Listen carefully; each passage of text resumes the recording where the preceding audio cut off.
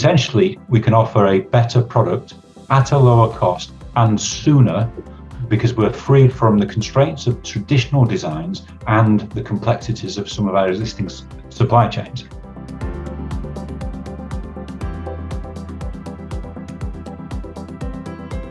We have to look into a steady stock of raw materials, optimizing the additive manufacturing processes, as well as to establish the inspection and cross-processing of the additive manufacturing products.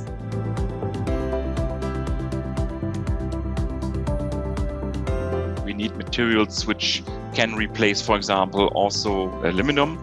There are already very good materials combinations like nylon carbon fiber or ABS carbon fiber, which in many cases actually can replace our standard aluminum 6083 series and similar materials.